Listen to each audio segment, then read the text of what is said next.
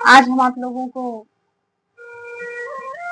अयोध्या के राज दरबारियों में सबसे श्रेष्ठ पात्र श्री सुमंत जी की कथा सुनाएंगे, जिसमें प्रजाजन भी शामिल हैं। आइए आज देखते हैं प्रभु श्री राम को वन जाते हुए देखकर प्रजावासियों का क्या हाल होता है, किस प्रकार से व्याकुल हो रहे हैं। सुमंत भी बार बार प्रभु श्री राम को घर वापस ले आने के लिए आग्रह करते हैं। जिस प्रकार से राम, लक्ष्मण और माता जानकी जी रथ पर बैठती हैं, सुमंत जी उस रथ के सारथी हैं। सुमंत जी जैसे ही अपने रथ को आगे बढ़ाते हैं, प्रजावासी चिल्ला उठते हैं, हाय राम, हाय राम। राम जी कहते हैं कि आप लोग अयोध्या चले जाओ।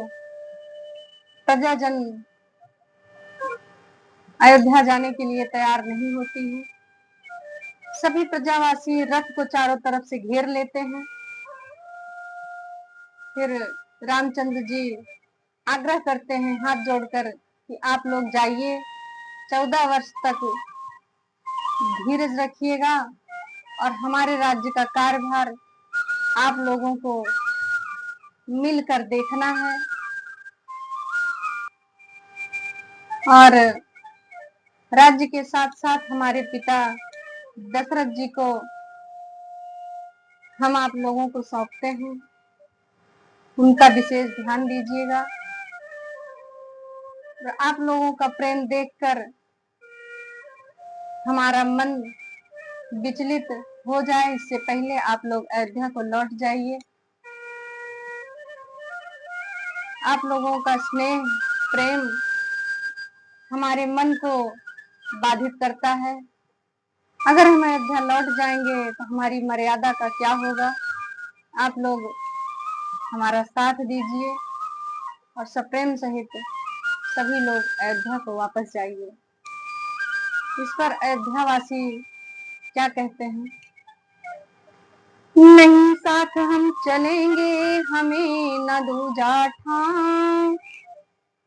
बोल उठे सब प्रजाजन, जहां धूप तहां छांव।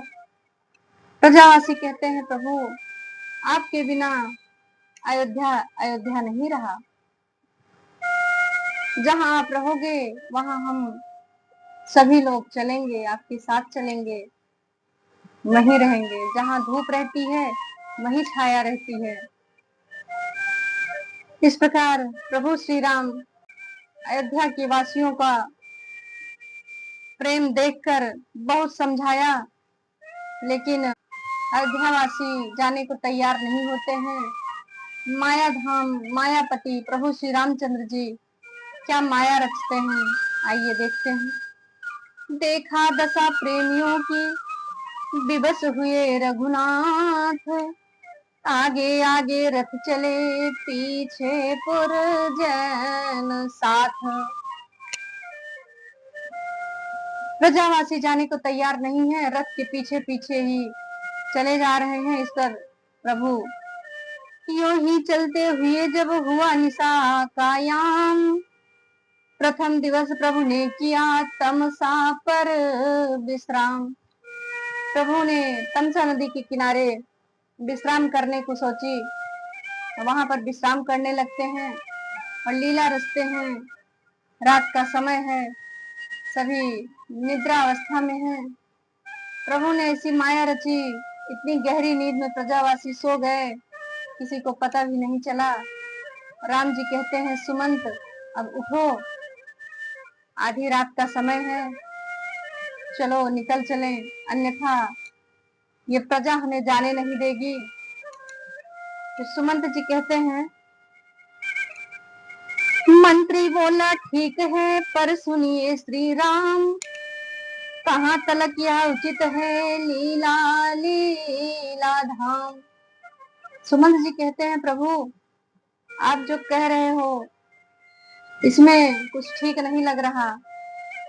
यह कहाँ उचित है, अपने प्रेमी जनों को सोते हुए छोड़कर प्रभु कैसे जा सकते हैं। ये शोभा नहीं देता है। आप तो शोभा के धाम हैं। सुमन जी कहते हैं, सोता ही छोड़ प्रेमियों को राघव यह जाना अनुचित है। यदि यह समयोचित भी हो तो जन हृदय दुखाना अनुचित है। अगर यह ठीक भी है तो भी दूसरे प्रकार से यह अनुचित ही है, क्योंकि आप ऐसे प्रेमियों को छोड़कर जाओगे तो उनके दिल पर क्या बीतेगी, उनको बहुत दुख होगा।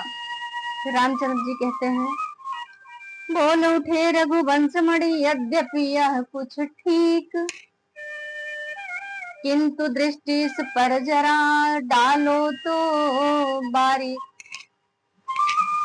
कहते हैं अनुचित तो है, पर राजा आज्ञा के लिए यह करना हमारी व्यवस्था है। अगर हम इस प्रकार से प्रजा को छोड़कर नहीं जाएंगे तो वो हमें आगे जाने नहीं देंगे। इनका प्रेम हमको बांध देगा और हमें बन न जाने के लिए विवश कर देगा। इसलिए यही समय है सुमंत, अब देर मत करो और चलो अपने रथ को ले आओ। यह सुनकर सुमंत को प्रभु श्री राम की आज्ञा का पालन करना ही था। बहुत ही कष्ट भरे विचार से और रथ को आगे ले आते हैं। उस पर प्रभु श्री राम, लक्ष्मण और माता जानकी को बिठाते हैं और आगे को बढ़ते हैं। इधर सवेरे को जगे जब भक्तों के वृंद, घबराए पाए नहीं रघुकुल गौरव चंद। आगे को चले जाते हैं। सुबह होती है, प्रजाजन आंखें खोलते हैं, देखते हैं वहां प्रभु है ही नहीं है। कोई कहता है चलो चारों तरफ ढूंढते हैं, कोई कहता है ये तो चितचोर हैं, क्या पता मेरी आंखों से दिख नहीं रहे। सब अपने अपने मत को बोलते हुए कोई ढूंढ ढूंढ कर थक गया लेकिन नहीं मिले। फिर तब बोले इस समय था यही तलक का साथ, ढूंढ ढूंढ कर थक गए नहीं मिले रघुनाथ। प्रजावासी विवल हो गए, ढूंढ ढूंढ कर थक गए। प्रभु श्री राम अपना रथ लेकर बहुत दूर निकल चुके हैं। तो प्रजावासी क्या कहते हैं, अब रथ गया राम का दूर, यदि सावधान हम होते तो रथ के आगे सोते। अब गया राम का रथ दूर, जब चले गए रघुनंदन फिर कैसे जिए प्रजाजन।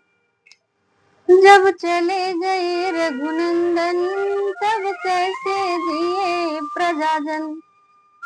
बिछुड़ गए हैं जीवन मोर, अब गया है रथ राम का दूर। ऐसा सोचते हैं प्रजावासी और अपने आप को संभालते हुए अयोध्या को वापस आते हैं। प्रभु श्री राम का रथ सुरसर नदी के किनारे जाकर पहुंचता है। वहां पे प्रभु श्री राम और केवट का संवाद होगा। ये कथा हम आप लोगों को कल सुनाएंगे।